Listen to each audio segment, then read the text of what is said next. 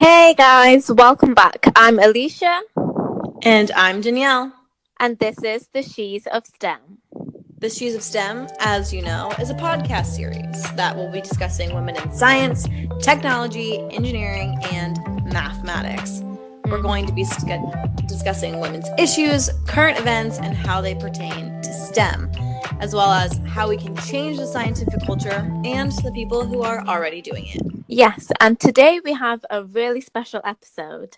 It's going to be a bit of a guidance and hopefully a little motivator for those of you who are a bit stuck in life. And it's all about authenticity.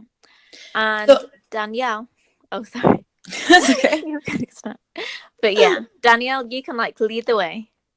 Awesome. So, in the last episode, we talked about an article and we kind of got into being authentic and being yourself. So we really wanted to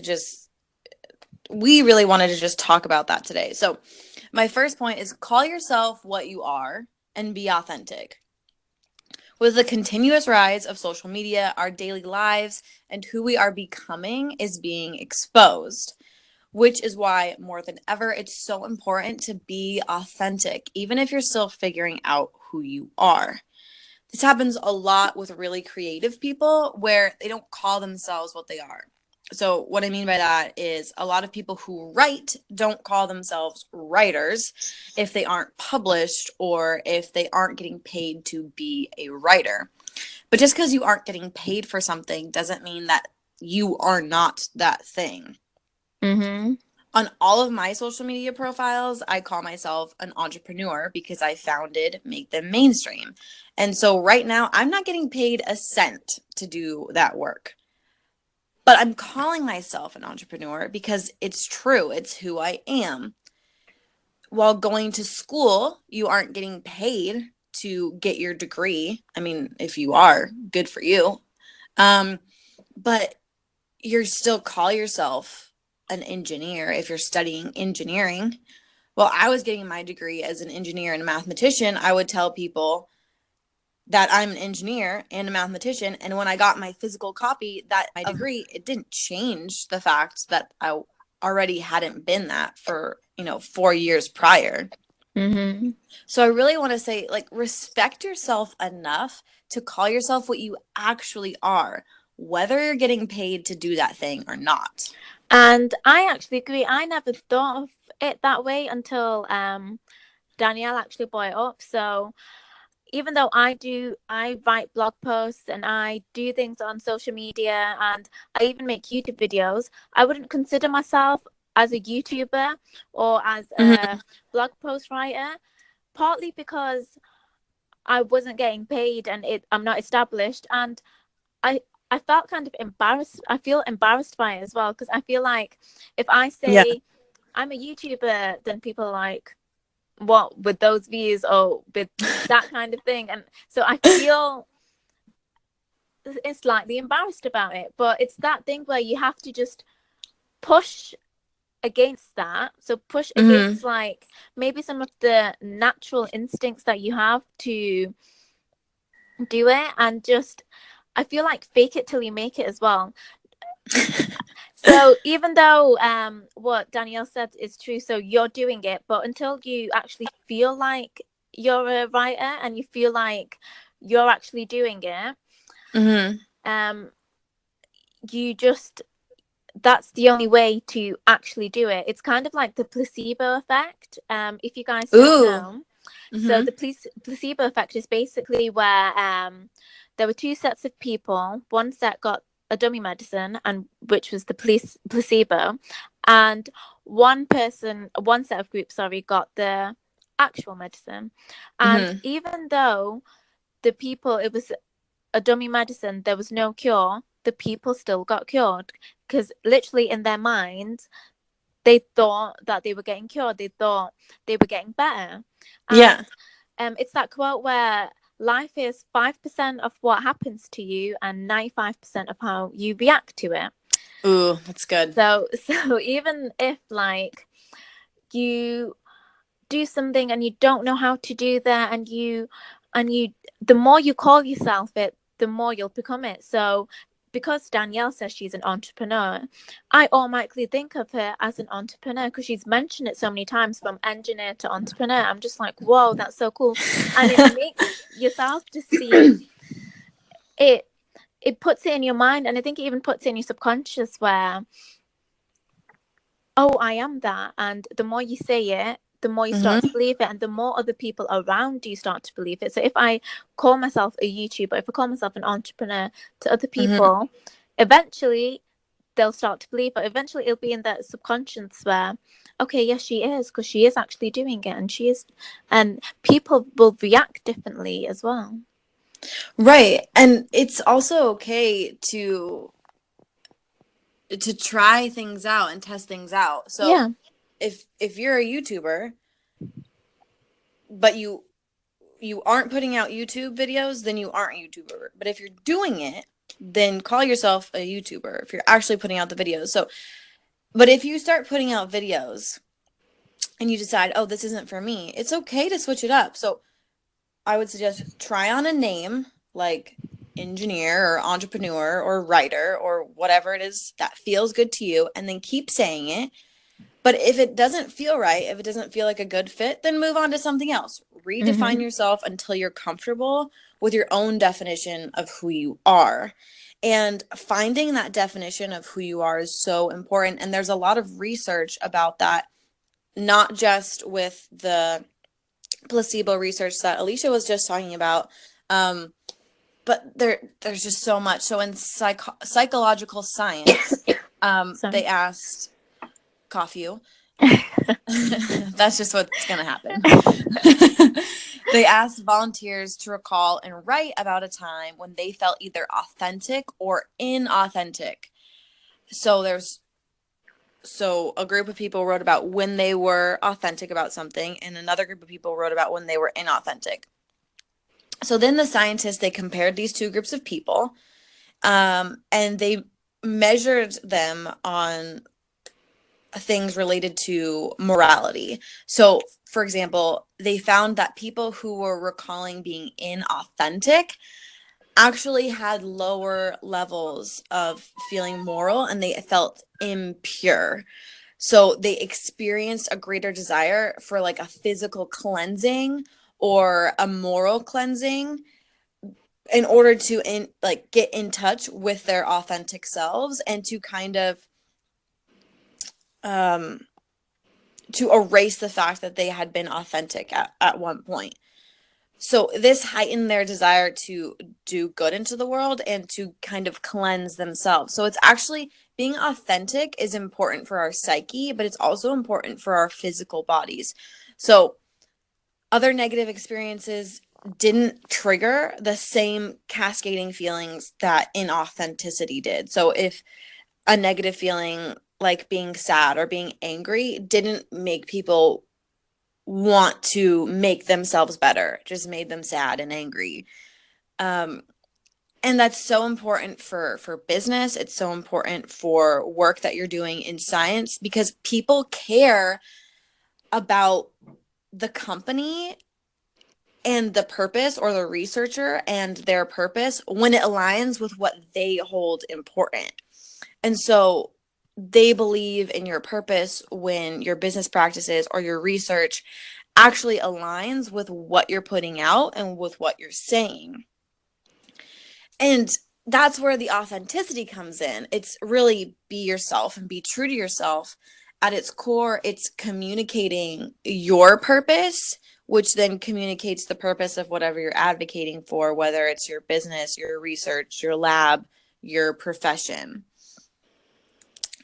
So before I go into a story about a female in STEM who was very authentic to yourself, do you have anything that you want to add? Yeah, I feel like people owe it to themselves to be authentic as well. And I feel like even if, yeah, that's the basic end line. So no matter how people perceive you and how people, because it is a really judgmental world out there, so it could sometimes be hard to be authentic. And I feel like a lot of people just want to be liked or want to fit in some kind of way. And I think that's when we truly lose like our authentic selves when we're trying to be someone that we're not. And it Right. comes down to that you owe it to yourselves, no matter how hard it is, no matter, even if you do seem like you're an outcast. In reality, I'm sure there are other people that can sympathize with who you Mm-hmm. really are and your authentic self. And who Uh, identify with that yeah, person. yeah, exactly.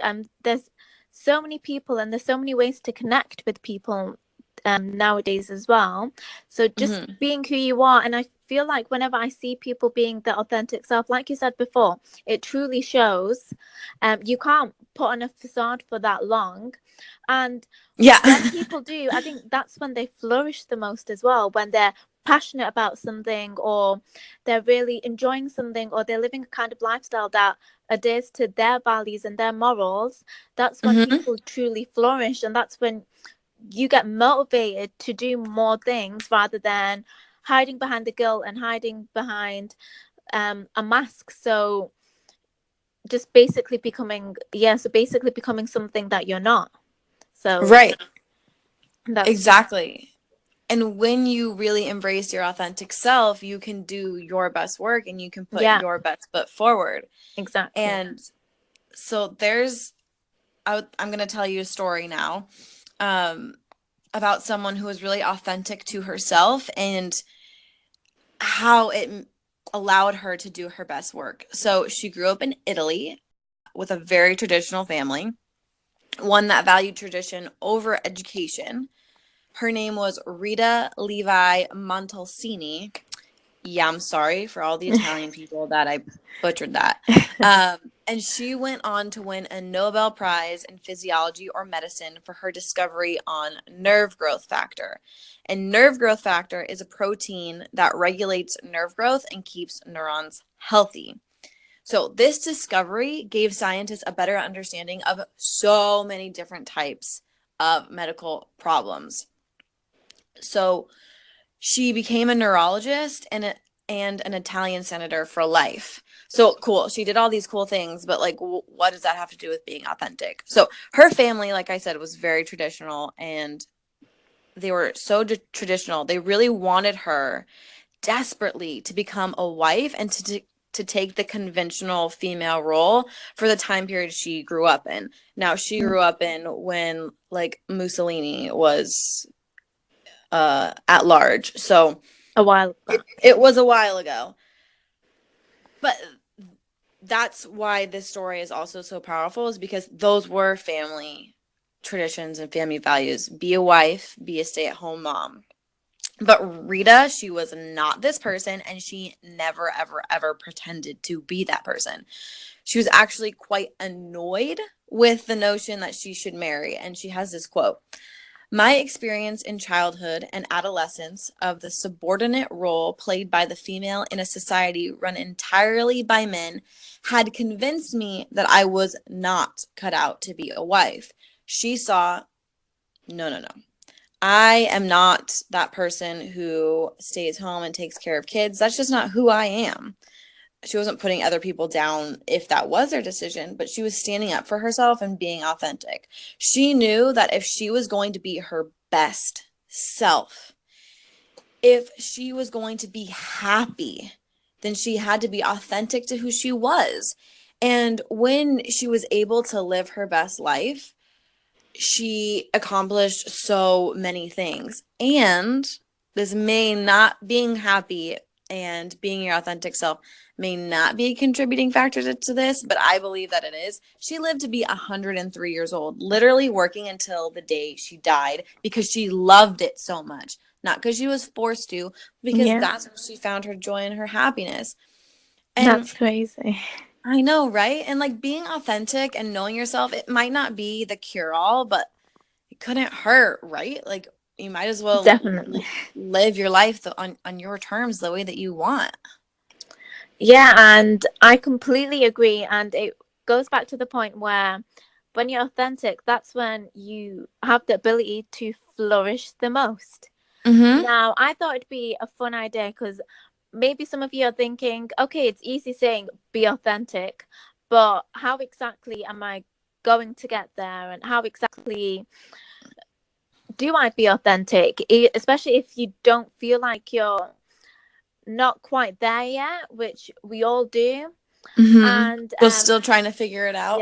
yeah, same here. And then I feel like so I'm just going to give you some quick like tips that maybe you can like think about, and maybe you can like apply it to your life, Yeah. and maybe change the way that you do things. I think the first thing that's really important is have a set of moral values and stick to it. So, for instance, like your story where she had her set of moral values, where she didn't want to become a wife, she didn't want to do this. Her passion was in her work, and she stuck. And the thing is, the hard part is you have to stick to it, no matter what. Yep. And everyone's moral values are different. There's no really right or wrong, but I think the most important part to take away from it is to stick to those values, know what they are as well, write them down, because sometimes just establishing them can clear a lot of things up.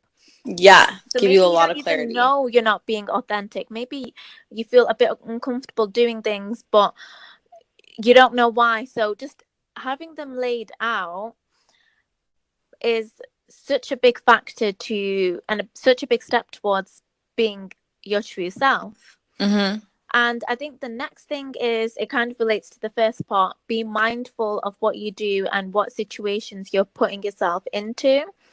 Yep. So when you when you go into certain situations and you're with different people, or you're forced to make a decision, whether it be personal or career or anything, you need to really be mindful of and reflect back.